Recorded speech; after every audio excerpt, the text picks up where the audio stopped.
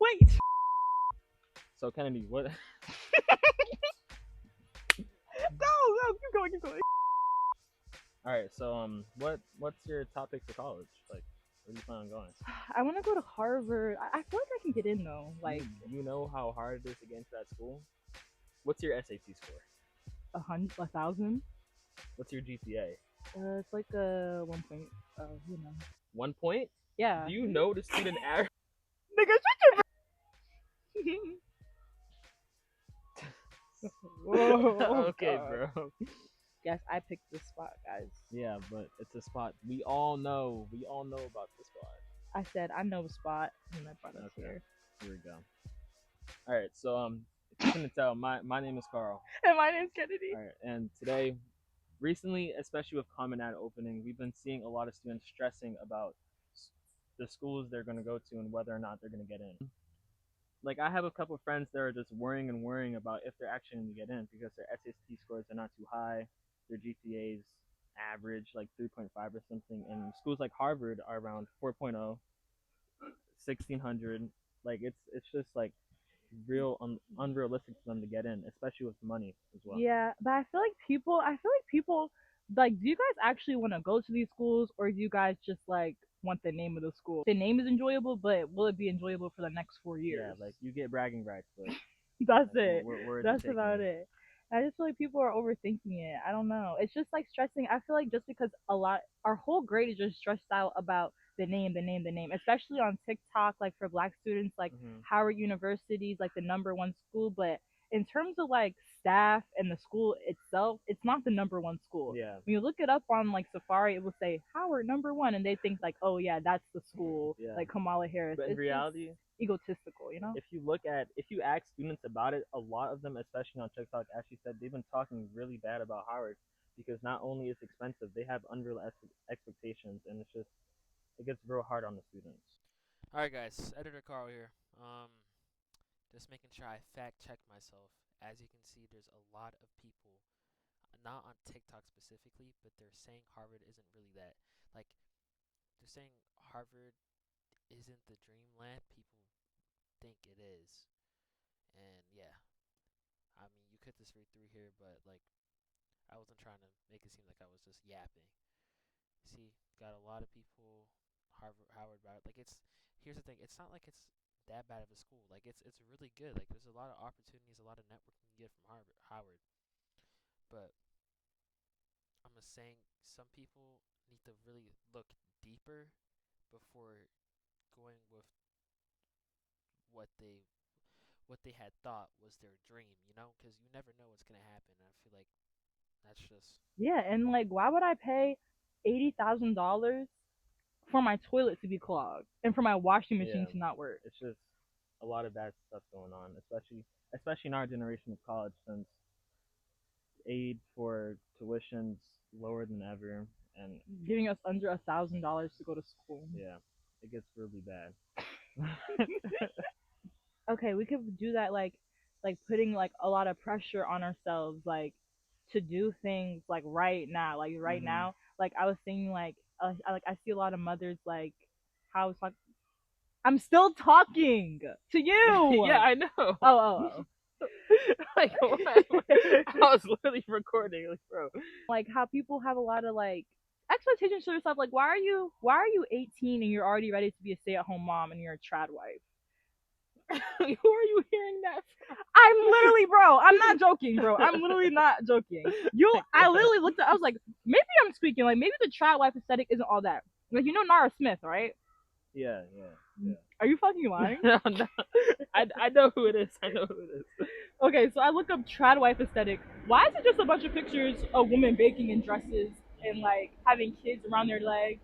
Like, bro, you are 19, not even 20 yet. You need to calm down.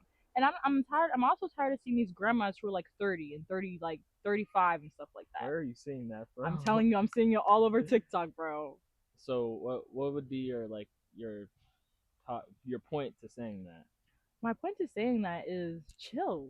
Like, just chill. Like, just because you see, we're getting a little bit too parasocial at this point. Yeah. You see a girl who's, first of all, we think 25 is old now.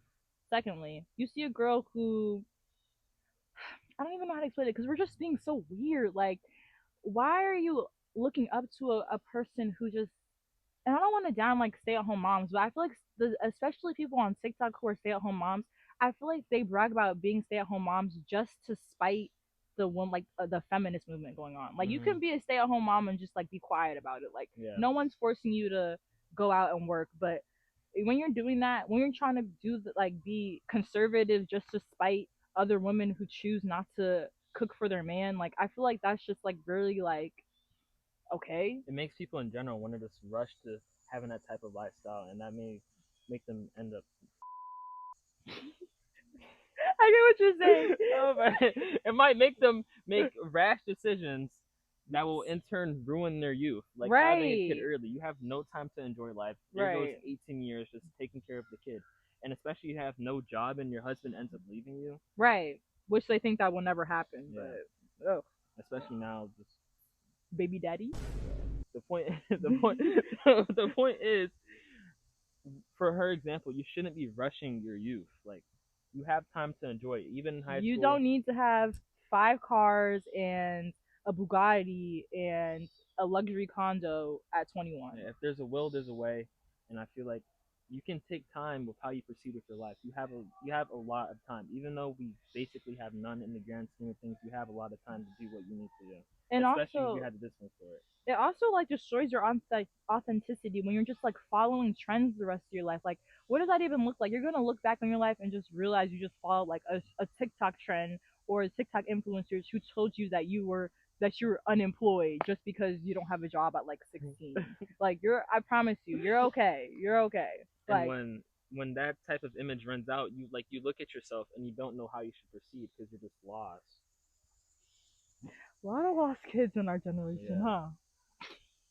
Okay, but I can't talk either. Like, yeah, I'm not gonna lie. Like, seeing people on social media, like looking at your stuff, like it always feels like you're never doing enough. Mm-hmm.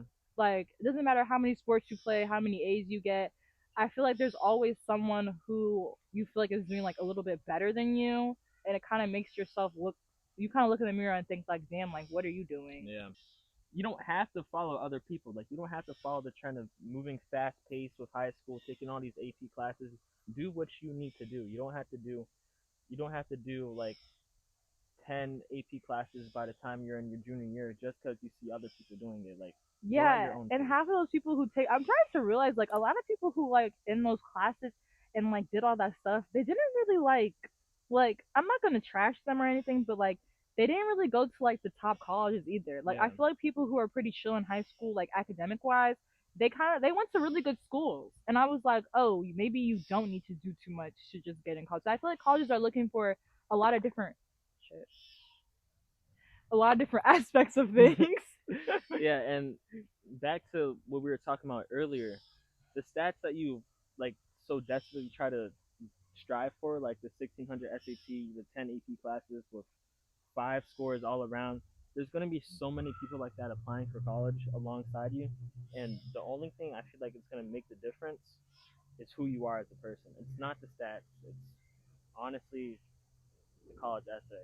In colleges, bro, did you see that guy who like sued like Cornell, Yale, all of them? He was like this Asian guy with like a 5.4 GPA. He got declined from all of them. Mm-hmm. Bro, it's because you're boring. All you did was just school your whole Exactly. life. You didn't do anything outside of school. You didn't do anything that followed your passion. Like when you just like how does that even feel? Like when you like go about your teenage years like focused on one thing and then you don't even get it. And You're gonna look back and just be like, that ties into like rushing your youth. You have to enjoy high school. High school is what you make it always. mm-hmm. And if you're spending your time just studying day and day, night, whatever, like that's why I tell my friends all the time. Like I take my friends out the house because, like Daoud, for example, one of my friends, I try to make sure he's always like doing something at some point during school because if not, all he would do is just work, work, and work. Like that's not. I mean, to me, it's not enjoyable, but to him, I don't know. And also like shut the fuck up, Karl. Also Okay. like what is gonna happen after you achieve that goal? What are you gonna be chasing after? Say you do get into your dream school, you're just gonna have to compete against everyone else who got into that school. Like you're gonna be tired. You're gonna look back in your life and be like, what did I do that I actually enjoyed? High stress, loans, like And it you're makes good. your face fat and puffy and ugly. And yeah, and who's gonna want that? Nobody. Nobody. Did you hear that? There's like stuff in your hair. Okay, got it. Put air conditioner in my hair. It wasn't hair conditioner. I know, but and I combed my hair out. It wasn't combed out. It was a leaf. You're right. You're right. All right. So as you go, Carl. Basically, I was on the phone with Carl, and I got a text from like someone who I didn't really expect to get a text from. And the to be honest, when like you and a person like go through something and you kind of get comfortable like with holding like a grudge with them, and like you kind of get comfortable for like with like being like, because I like change but I don't really like change. Like I feel comfortable with like holding a grudge for you, just that's what I'm comfortable with. So I guess they were sending like a kind of like sort of like apology message, which I feel like, what do you think? Did you think that message was more an apology, or do you think that was like guilty? I think it was guilt. But no, no, no, no, no. She's gonna get you. Alright, bro, chill. I feel like you were just trying to get off your chest because again, it's the end of our senior year, and like if you, Oh, brother. it's gonna be holding. You're gonna keep thinking about that constantly, and it won't let you go. Especially like, what would be the point of sending that out? But Don't worry. I was gonna say like, I feel like I feel like me personally, if I feel like I did somebody really wrong, and I feel like they genuinely didn't want to hear from me again, I feel like I would just leave them alone. Like I feel like, how I don't want to disturb somebody's life and be like, I'm sorry that I da da da da, and then make them feel like a bitch for not like apologize for like yeah, accepting their apology. So it's like in that situation, I feel like I really didn't have anything else to do but accept the apology. But I feel like I kind of worked. I feel like it was a little too late because I feel like I worked it all out by myself at this point, and like apologized to myself and apologized. My apology, I feel like, was just leaving them alone. yeah. You know what I mean? So I don't know. But if someone like does you dirty, usually you want to like an apology from them. But I feel like I'm the type of person who doesn't. What about you? For me, I think I'm the complete opposite. Honestly, if someone has done me wrong, especially if I can't see the reason why, I think I'd want an explanation. Like I'd need that closure. But if it's me doing that to the other person, which usually never happens, but if I end up doing someone wrong, I'd feel like honest. I'd try and explain myself, but I wouldn't do it as late as the person that we're referring to did. No That's where the shut up. hate. That's where the guilt thing kind of comes into play. That's why I feel like it was a little. I felt, It was misplaced in your timeline. yeah, yeah. Like when I got it, I wasn't like, oh God, like great, that's off my chest. I was just like, well, this is really just feels like more for you than me. Yeah. But at the end of the day, I'm just like so not in your life where I really don't. Not that I don't care, but it's just like I worked through this like for like the past like 2 years, Mm-hmm. and worked on it while it was happening to me, if that makes sense. Worked on something that I was upset about as the bad thing was happening. So it took like a really really long ass time, and you don't always have to accept an apology because sometimes it's not okay. Like it's not okay. Like what somebody did to you was not okay. They didn't treat you like a human being. You don't need to be like, oh, it's okay. No, no, no, no, no. Like, no, no. Sometimes you gotta be selfish. Yeah, yeah. Especially with yourself. And I mean, for me, for when I had like my relationship in 8th grade, when all right, bro, like mind you, I'm a senior now. But for example, like how did it happen? You have to think about it because it happened like 8 years ago. Yo, you're so weird. It happened like 3 years ago, almost. No, literally 3 years ago.